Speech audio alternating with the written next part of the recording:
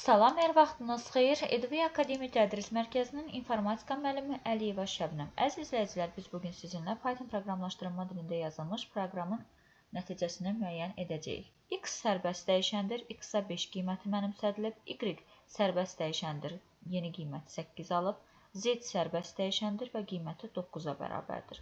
Və uşaqlar, burada X bərabərdir Y yazıb. Bu o deməkdir ki, burada artıq swap algoritmindən istifadə olunub. Yəni, X-a yeni qiymət, Y-in qiyməti mənimsədilib. Geri baxsaq, Y-in qiyməti 8-dir. Deməli, X-in ilk qiyməti 5-i fikrimizdən çıxardıb, yeni qiymət 8-i mənimsədəcəyik. X-in yeni qiyməti olacaq 8. Y-ə isə X-in son qiymətini verib. Y-in ilkin qiymətini yaddan çıxardıb, X-in son qiymətini mənimsədəcəyik. X-in son qiyməti 8 qiymətini aldığına görə, Y-in yeni qiyməti olacaq 8.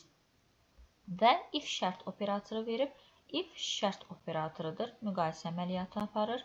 X-dir Y-ə bərabərdirmi? Uşaqlar, bəli, X-in də Y-in də son qiyməti 8-dir və bir-birinə bərabərdir. Bir-birinə bərabər olduğundan və şərt ödəndiyinə görə if şərt operatorunun dövrünə düşəcək və dövründə printi görəcək. Print də çap əməliyyatını icra eləyir. Dırnaqları kəsir və daxilində olanı çapa göndərir. X çap olunacaq.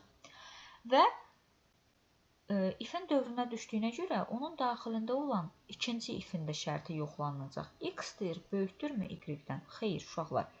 8 8-dən böyük deyil. Və şərt ödənmədiyinə bu dəfə ikinci if-in dövrünə düşməyəcək. Yəni, print Y çap olunmayacaq və if-lə bir sütunda olan else-yə düşəcək. Else-nin daxili isə sorğusuz, sualsız, şərtsiz icra olunur. Görürsünüz, else-nin qarşısında heç bir şərt yoxdur.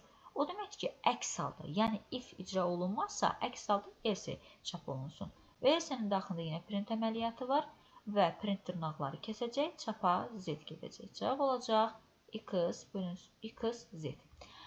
EDV Akademi Tədris Mərkəzinin YouTube səhifəsində qeyd olunmuş nümunələrlə əlaqə saxlayaraq informatika onlayn dərslərimizə qoşula bilərsiniz.